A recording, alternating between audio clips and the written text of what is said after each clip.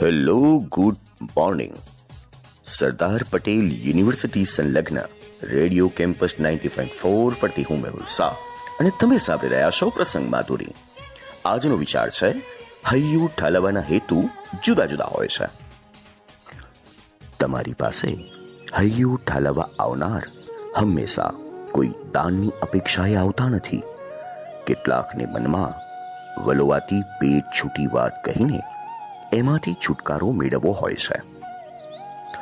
કેટલાક પોતાના દુઃખ દર્દનું લાંબુ વર્ણન એ માટે કરતા હોય છે કે એમને તમારી સહાનુભૂતિ ઉધાર લેવી હોય છે. કેટલાક માત્ર જાણકારી આપવા ખાતર વાત કરતા હોય છે. નવો બંગલો કે નવા આભૂષણોની ચર્ચા પાછળ આવો અહંકાર ડોક્યા કરતો હોય છે. પોતાના ગર્વને પ્રગટ કર્યા વિના એમને ચેન પડતું નથી. એવું પણ બને કે સામેની વ્યક્તિને રસ હોય કે ન હોય, પણ એ એની લાંબી અહંકાર કથાનું વર્ણન કર્યા વિના રહી શકતા નથી.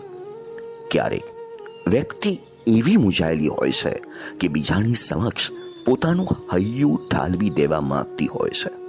કોઈ પોતાના તણાવમાંથી મુક્તિ પામવા માટે બીજાના કાન ગીરવે લેવા માંગે છે. આ રીતે કેટલાય કારણોસર વ્યક્તિ બીજાની સાથે વાત કરવા ચાહે છે. એની વાત સાંભળવા અને એનો દ્રષ્ટિકોણ સમજવા માટે ખામોશી જરૂરી છે. આથી કોઈ તમારી સાથે નિરાતે વાત કરવા આવે તો અકળાવાની લેસ માત્ર જરૂરિયાત નથી.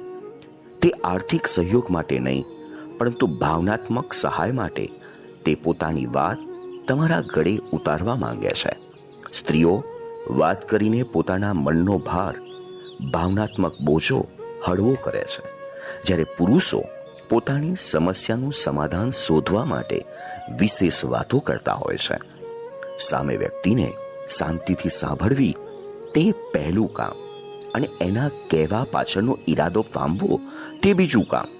આ રીતે તમે શાંતિથી સાંભળી તેનો દ્રષ્ટિકોણ જાણીને આગળ ધપશો તો તમારો સઘળો વ્યવહાર આસાન બની જશે. તમને મળવા આવનાર વ્યક્તિ આનંદ અને સંતોષ સાથે વિદાય પામશે. તો બસ, પૂર્ણ મળીએ છે આવા જ કોઈ વિચાર સાથે આ જ માધ્યમ પર. આ માધ્યમ એટલે આપનું પોતાનું રેડિયો કેમ્પસ 90.4 FM. ત્યાં સુધી મને રજા આપશો. Good bye, have a nice day.